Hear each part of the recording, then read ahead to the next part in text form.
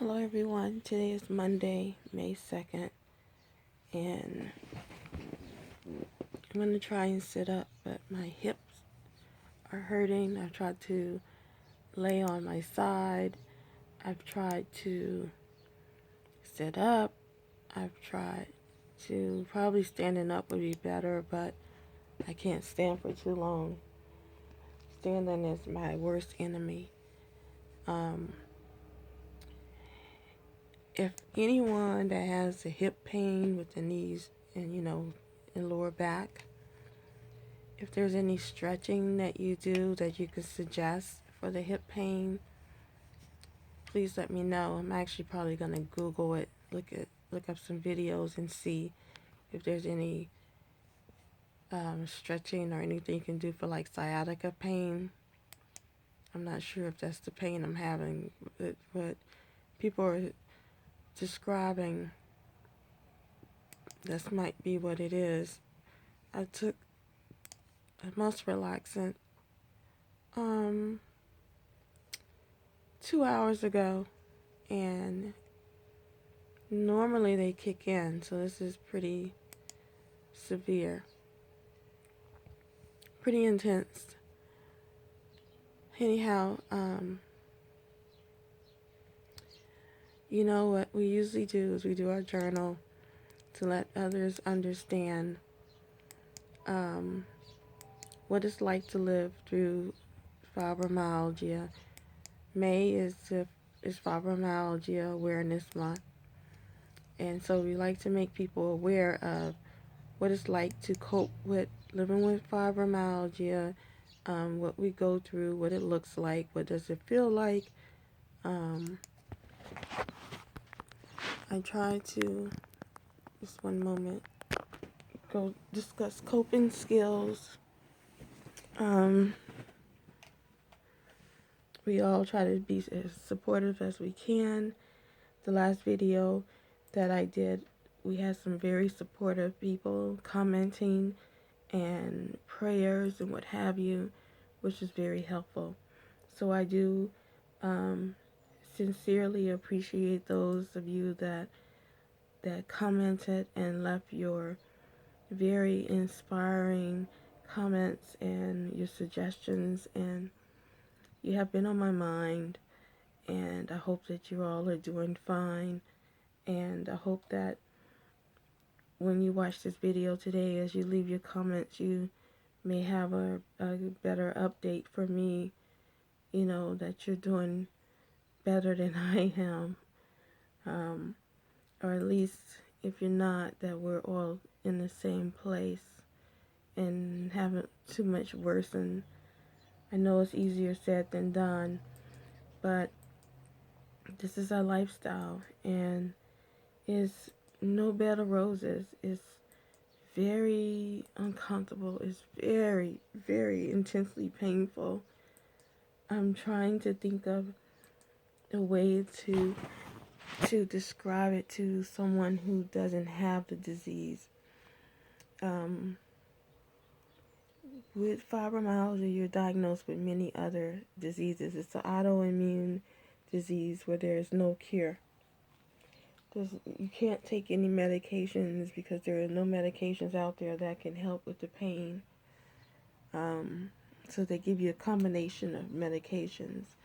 From the combinations of medications, it causes, I have a sinus infection, so I'm a little puffy and stuff, so I'm not on anything except for the anti-inflammatory, so it doesn't cause drowsiness or anything. So anyway, from the combination of medication, it causes a couple of things. It causes weight gain, it can cause depression, it can cause overeating or loss of appetite or increase of appetite. It can cause fatigue. It can, a lot of the medicines, because I know I have this experience, dry mouth, and so you're constantly thirsty and constantly drinking because you have the dry mouth. And I'm going to try that biotin mouthwash. If anyone else have any suggestions, let me know. But I get the dry mouth quite a bit. We have memory loss, which is called fog. We could be in the middle of talking and completely forget our thought, our train of thought, our sentence, words, memories, so sometimes we seem stupid. Could be in a very intense conversation and be speaking so intelligently, and then all of a sudden the words are right there or right on the tip of our tongues, but we can't get them out. We just finally lose our words. So that's the unfortunate thing. I used to be like that, could just hold these very deep, intense conversations and know what I'm going to say next, and I'm talking and I don't get lost for words, but now I do.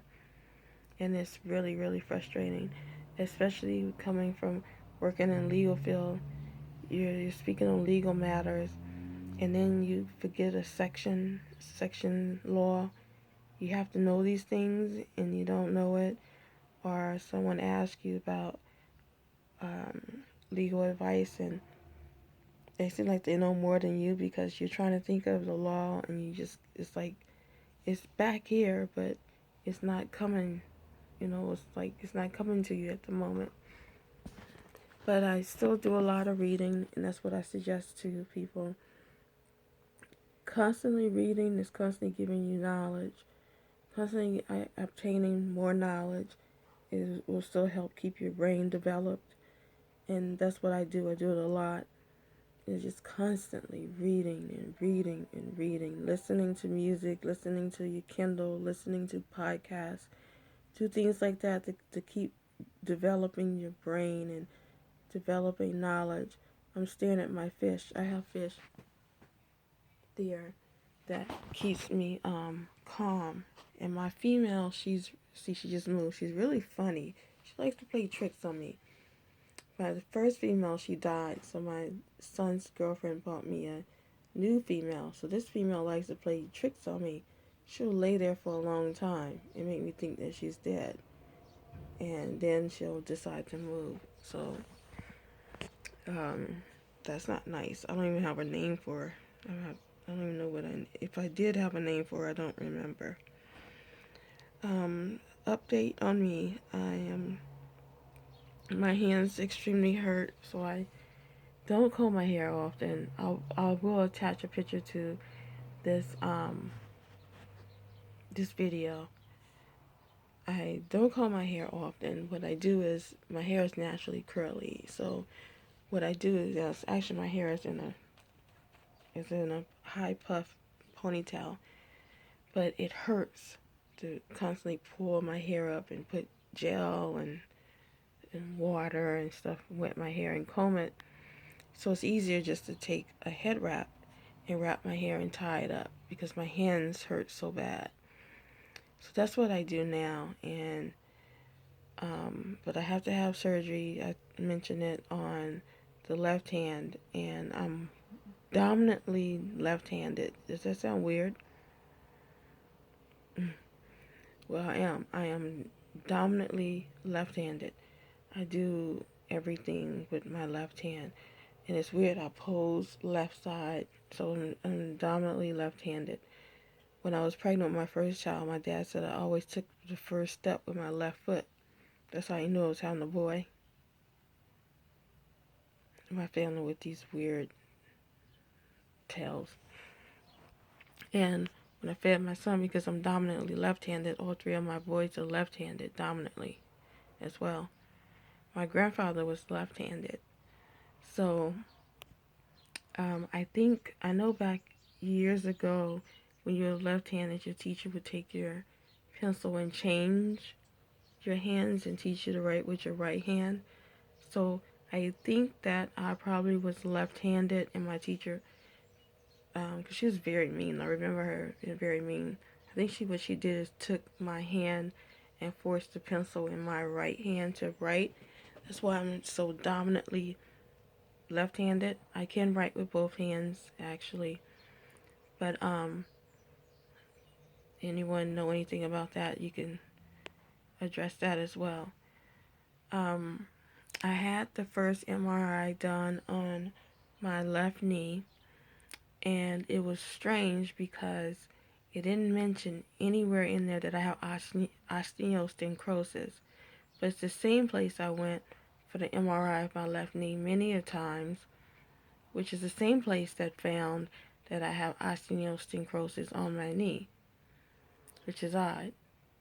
And I just recently deleted those pictures.